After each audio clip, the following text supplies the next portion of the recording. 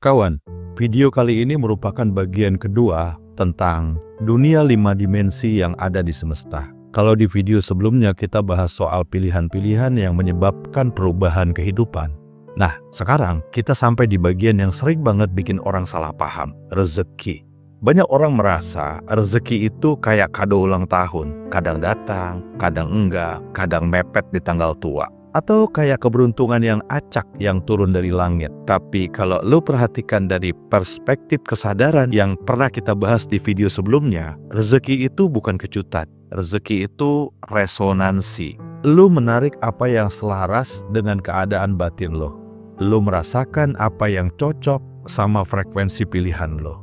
Dan yang paling penting, lu ngalamin realita yang sesuai dengan level kesadaran lo. Makanya ada orang yang kerja keras tapi tetap terasa seret. Bukan karena mereka kurang usaha, enggak. Tapi karena usahanya dibawa dari tempat yang batinnya tegang, takut, dan penuh kekurangan. Sementara ada orang yang jalannya kayak digampangin. Bukan karena mereka manja, bukan karena mereka punya privilege gede, tapi karena cara mereka melihat dunia bikin dunia ini lebih mudah membalas mereka. Lo pasti pernah ngerasain kayak gini. Ketika hati lu tenang, entah kenapa dunia juga ikut lebih lembut. Ketika pikiran lu jernih, peluang yang tadinya nggak kelihatan tiba-tiba muncul dari sela-sela kehidupan. Dan ini bukan mistik murahan, kawan. Di ranah psikologi ada teori selective perception. Jadi otak lu cuma nunjukin hal-hal yang nyambung pada state mental lo. Di fisika kuantum juga gitu, ada prinsip bahwa pengamatan lo ikut mempengaruhi fenomena yang lo lihat. Nah, menariknya, di ranah spiritualitas, udah ribuan tahun diajarin bahwa batin yang selaras akan mengundang kelancaran. Bahasanya beda-beda, tapi intinya sama, bahwa rezeki itu bukan soal dunia ngasih lo apa, tapi soal lo nyetel diri ke realita yang siap ngasih lo apa. Lo paham bedanya kan?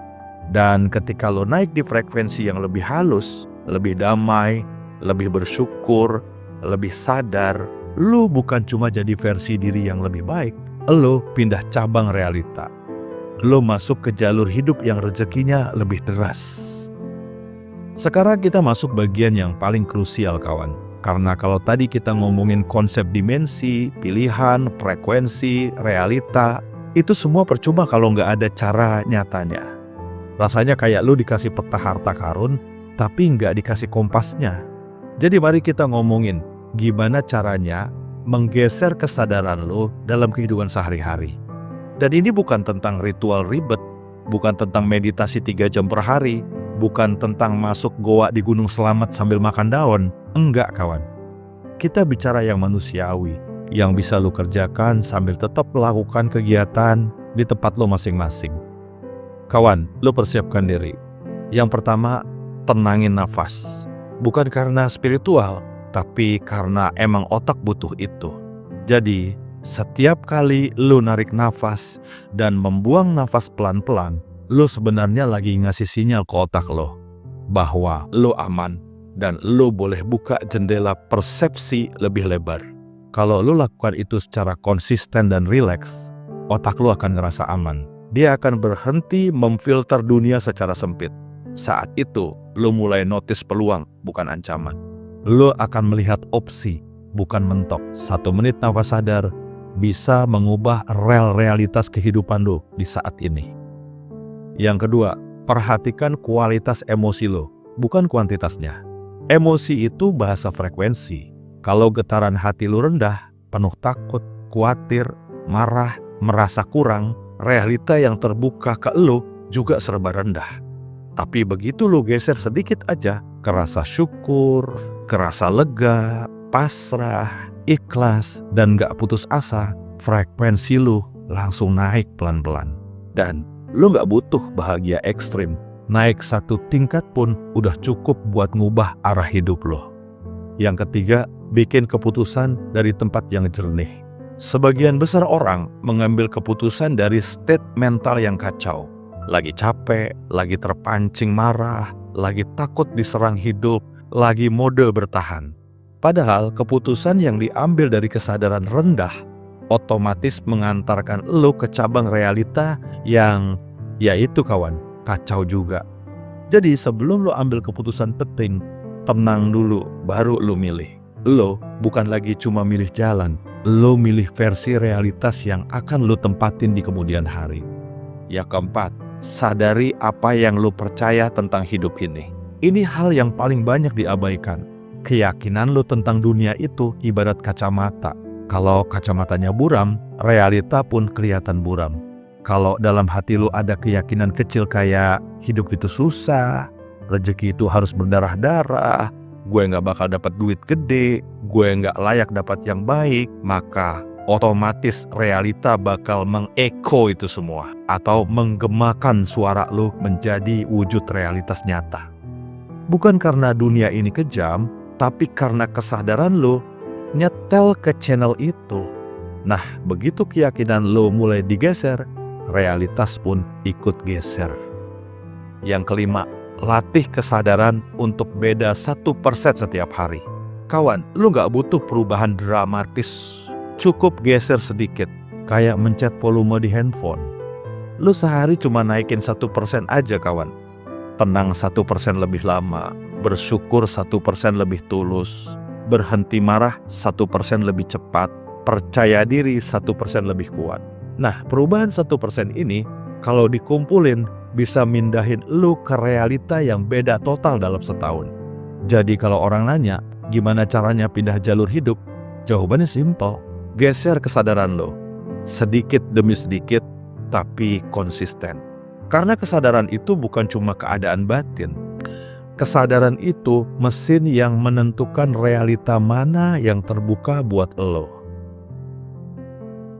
Di titik ini, kita udah mulai ngerti bahwa kesadaran menentukan jalur hidup. Tapi, ada sesuatu yang lebih dalam lagi kawan. Kalau kita ngomong dimensi kelima, para fisikawan sering menggambarkan itu sebagai ruang besar yang menyimpan semua kemungkinan dari satu garis kehidupan. Termasuk versi lo yang udah ngambil pilihan yang berbeda. Termasuk potensi-potensi diri lo yang belum sempat lo hidupkan.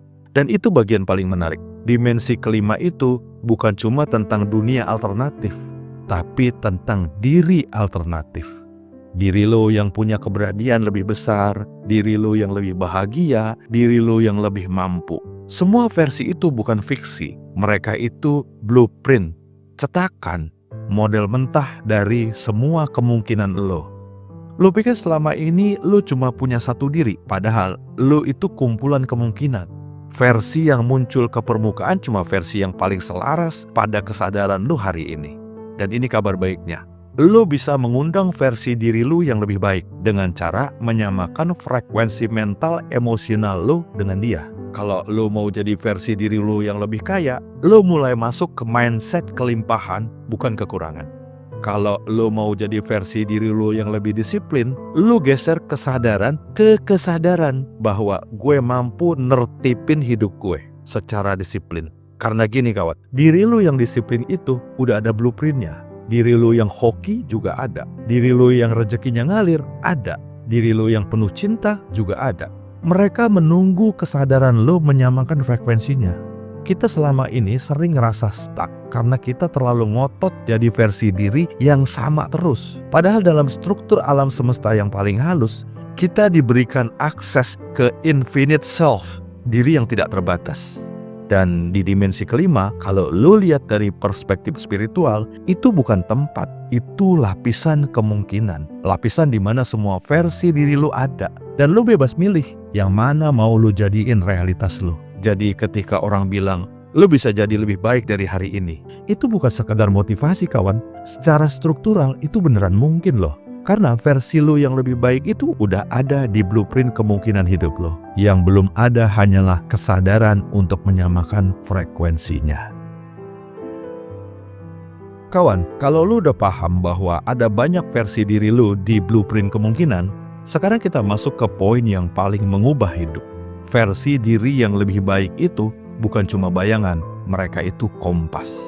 Lo bisa bayangin gini, ada versi lo yang udah rapi hidupnya. Keuangannya sehat, mentalnya stabil, rezekinya mengalir, relasinya hangat, dan jalan hidupnya lurus kayak air yang lagi tenang. Versi itu bukan fantasi, dia adalah kemungkinan yang valid. dan dia udah ada sebagai struktur informasi di alam semesta. Tinggal lu mau nyamperin apa enggak. Nah, rezeki itu sebenarnya bukan tujuan, kawan. Rezeki itu efek samping dari diri lu yang selaras. Makanya orang yang hidupnya penuh konflik batin sering ngerasa rezekinya seret, karena mereka lagi tune in di versi diri yang sempit, takut, kepepet, dan penuh kekhawatiran. Sebaliknya, begitu batin lu naik sedikit aja, lebih tenang, lebih percaya, lebih terbuka, rezeki ikut naik walau lu gak maksa. Kenapa? Karena lu pindah jalur, lu nyambung ke versi diri yang lebih terang. Lu pasti pernah ngerasain momen-momen kayak gini. Lu tiba-tiba dapat peluang kecil yang kalau lu tarik mundur, sebenarnya dia tersambung ke langkah-langkah batin lu beberapa minggu sebelumnya. Lu dapat klien baru cuma karena lu ngerubah cara lu ngobrol. Lu dapat kebaikan dari orang yang sebelumnya nggak pernah lu notice. Lu ketemu pintu yang jelas-jelas dulunya nggak ada, kawan. Itu semua bukan kebetulan. Itu lu baru nyamperin blueprint diri yang berbeda. Dan memang begitu cara kerja realita halus. Rezeki selalu ikut ke versi diri yang lu pilih dan lu gunakan setiap hari. Bukan rezekinya dulu yang berubah, dirinya dulu, baru dunia ngikutin. Kalau versi diri lu yang lebih tenang udah ada, dan hari ini lu bisa milih tenang 1% aja, lu baru ngambil satu langkah kecil ke arah dia. Besok lu nambah lagi 1%. Besoknya tambah 1% lagi. Dan pelan-pelan lu nyadar bahwa hidup lu udah pindah jalur tanpa drama. Dan inilah rahasia terbesar yang sering dilewatin orang. Rezeki itu nggak dicari. Rezeki itu dihampiri dengan menjadi versi diri yang selaras dengannya. Lu nggak perlu ngejar pintu. Lu jadi orang yang secara natural membuat pintu itu terbuka.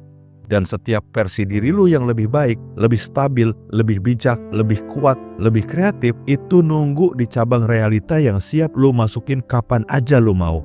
Lu tinggal nentuin, gue mau tune in ke versi gue yang mana hari ini. Kawan, kita lanjut ke lapisan yang lebih halus lagi ya. Lapisan yang bikin banyak orang bilang, kok hidup gue kerasa kayak dibalas balik ya? Atau, kok apa yang gue rasain di dalam bisa kejadian di luar? Dan inilah rahasianya. Alam semesta itu responsif, bukan pasif. Dia bukan ruang kosong yang diam ngeliatin manusia berjuang. Analoginya, dia itu kayak air. Dia merespon bentuk wadahnya. Dan wadah itu adalah batin lo. Makanya setiap perubahan kecil di dalam diri lo, itu gak pernah hilang, kawan. Selalu ada efek pantulan di luar. Contoh paling sederhana, ketika hati lo lagi sumpek, dunia terasa sempit. Tapi ketika hati lo lapang, tiba-tiba dunia terasa luas. Itu bukan perasaan doang, itu pola. Dan kalau lo lihat dari sudut pandang spiritual, psikologi, bahkan fisika kuantum, semuanya punya pola yang sama. Pengamat mempengaruhi fenomena, batin mempengaruhi pengalaman, kesadaran membentuk realita. Alam semesta nggak menjawab kata-kata lo, kawan. Dia menjawab kondisi batin lo. Kalau lo bilang, gue baik-baik aja, tapi getaran batin di dalam lo masih merasa gue takut, gue cemas, gue nggak aman, maka semesta merespon getaran itu, bukan kalimat-kalimat lo. Sebaliknya, kalau hati lo jernih, pelan, dan percaya, walau lo nggak ngomong apa-apa, dunia balas ngerespon itu juga. Dan di titik ini, kita bisa lihat sesuatu yang penting. Hidup itu bukan sekadar kumpulan kejadian. Hidup itu dialog antara batin lo dan alam semesta. Lo ngomong lewat rasa, semesta menjawab lewat kejadian. Kadang jawabannya berupa peluang kecil. Kadang berupa jalan baru yang dulu nggak kelihatan. Kadang berupa kebetulan yang terlalu sempurna buat disebut kebetulan.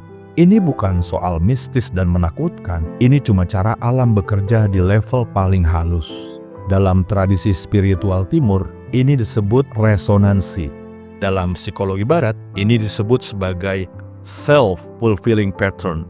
Dalam ranah fisika, ini bisa dikaitkan dengan sensitivitas sistem terhadap kondisi awal.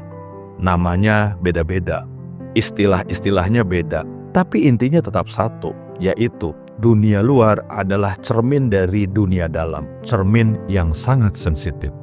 Makanya ketika batin lu berubah, realita juga ikut berubah, walau pelan, tapi pasti. Dan ini membuat satu pemahaman yang dalam banget. bahwa lu nggak sendirian di semesta. Semesta itu bukan latar belakang, semesta itu partner kehidupan lo.